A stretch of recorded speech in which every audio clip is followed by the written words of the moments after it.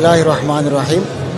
বিদেশের মাটিতে TV1-এর আজকের যে প্রোগ্রাম, এটা অত্যন্ত প্রাণবন্ত এবং বিভিন্ন জাতিগোষ্ঠীর, মুসলমান সম্প্রদায়ের বিভিন্ন জাতিগোষ্ঠীর ছেলেরা অংশগ্রহণ করেছে, মেয়েরা অংশগ্রহণ করেছে।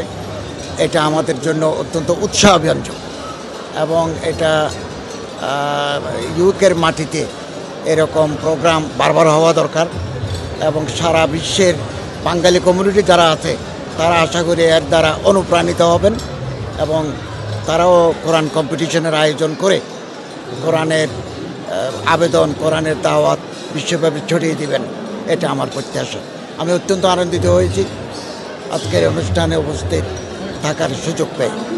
ধন্যবাদ আপনাদের সবাইকে।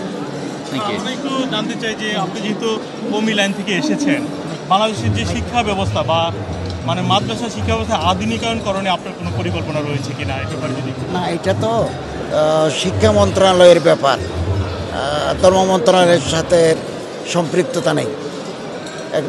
এগুলো তো এডুকেশন মিনিস্ট্রির আন্ডারে। তবে কওমি মাদ্রাসার সার্টিফিকেটের যে স্বীকৃতি বিগত গভর্নমেন্ট দিয়েছে, ওটার কার্যকারিতা, ওটাকে কার্যকরী করার জন্য আমরা উদ্যোগ নিয়েছি।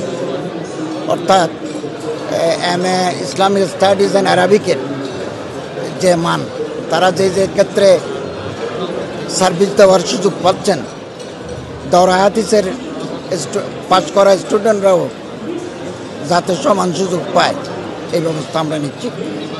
একটা বিষয় আমি ওনাদের হয়ে বলতে চাই, সেটা হচ্ছে যে তত্ত্বাবধায়ক আগের সরকারের যে শিক্ষা ব্যবস্থাকে যেভাবে ভেঙে ফেলা হয়েছে বলে সমস্ত মানুষ কমপ্লেন করে আসছে, আপনি অ্যাজ এ উপদেষ্টা হিসেবে এই ক্ষেত্রে আপনার ভূমিকাটা কি? আপনি কোনো ভূমিকা রাখতে পারছেন কি না?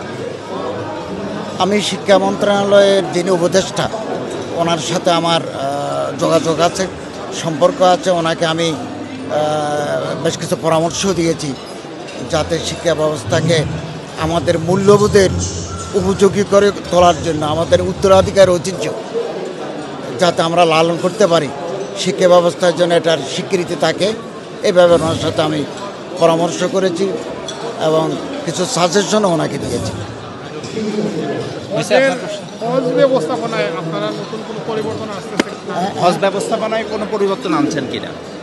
হজ ব্যবস্থাপনায় আমরা প্রায় 1,10,000 টাকা কমিয়েছি, 2টা প্যাকেজ ঘোষণা করেছি এবং যাতে হাজি সাহেবরা স্বচ্ছন্দে হজ করতে পারেন এই ব্যবস্থা আমরা করেছি এবং বিমানের ভাড়া 27,000 টাকা আমরা কমিয়েছি এবং আমাদের আগে সরকারি খরচে অনেকে হজ করত, এবার আমরা সিদ্ধান্ত নিয়েছি গভর্নমেন্টের টাকায় আমরা কাউকে হজ করাবো না, এটা আমরা একটা সিদ্ধান্ত নিয়েছি। আমার ছোট আরেকটা প্রশ্ন, ব্রিটিশ পার্লামেন্টেও 2জন ব্রিটিশ MP অভিযোগ করেছেন যে হিন্দুদেরকে যে আক্রমণ করা হচ্ছে।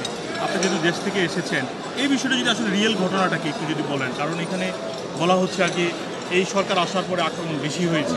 না, একথা সত্য নয়। এই ইন্টারিম গভর্নমেন্ট ক্ষমতায় আসার পরে মাইনরিটির উপর যে পারসিকিউশন হচ্ছে বলে যে অভিযোগ, এটা সত্য নয়। বরঞ্চ ভয়েস অফ আমেরিকার একটা জরিপে দেখা গেছে আগের তুলনায় এখানে সংখ্যালঘু জনগোষ্ঠী শান্তিতে, স্বস্তিতে আছেন। অতএব এই প্রপাগান্ডা সত্য নয়। এবং আমরা হিন্দু কমিউনিটির দুর্গাপূজার জন্য আমাদের গভর্নমেন্ট 4 কোটি টাকা দিয়েছে। আগে দিত 2 কোটি 3 কোটি, আবার আমরা 4 কোটি টাকা দিয়েছি এবং অত্যন্ত শান্তিপূর্ণ পরিবেশে রিলিজিয়াস ফারবার নিয়ে সনাতন ধর্মের লোকেরা দুর্গাপূজা পালন করেছে, কোনো ইনসিডেন্টের খবর পাওয়া যায় না। হিন্দু নেতারাও বলছেন যে আমরা অত্যন্ত শান্তিতে আমাদের উৎসব পালন করেছি।